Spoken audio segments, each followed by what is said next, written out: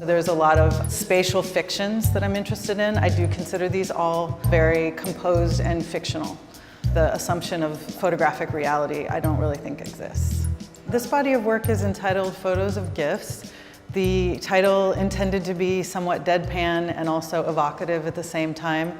I'm very interested in dichotomy and contradiction. There's the photograph of the photograph within the image, but then there's also this more immediate space. So you have a real kind of almost combating spatial arrangement there, where depth and flatness are simultaneously represented.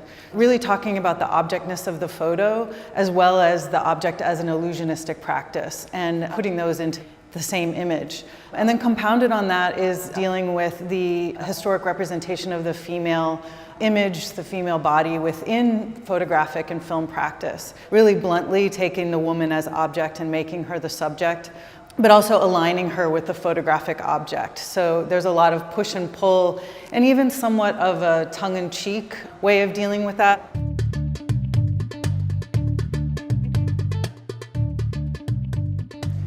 Over like the last year, I've been thinking more and more about this idea of transitional spaces, transitional biomorphic forms, and also this combination of linear elements, which to me can be more like architectural references, as well as some other kind of design features that you see within nature. The sense of color and lighting is high-key, saturated. There's a lightness to some of these works. I have used a lot of linear kind of drawing elements in my work, and I left a little more negative space for me to work within.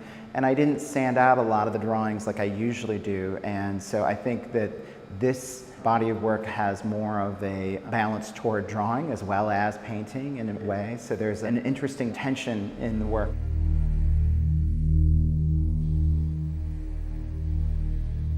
I work on any kind of material that I want, and I've been playing with a water-soluble color.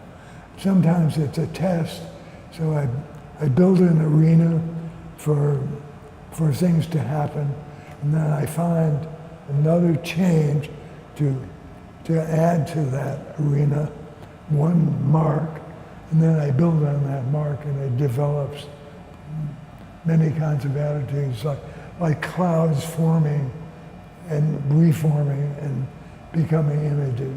And with the eclipse, I have a very easy model to follow because it goes from dark to light. And as the eclipse happened across the country, you can see it modifying and dancing as it moves along. And the sculpture is a translation of that. So, make that real, or make it different, make it feel. There are various storms and lightning and a kind of mathematics that one finds in the heavens at times with stars and moons and suns. My life is a whole collection of different kinds of objects and things, and I like to have an environment that pokes at me and stimulates me, and I get ideas from various things, and these are part of my life. Thoreau said, it's not what you look at, it's what you see. You have to hope that people take away those ideas and can think about them later and just not take a cell phone image and look at it, but take an image up there and keep it.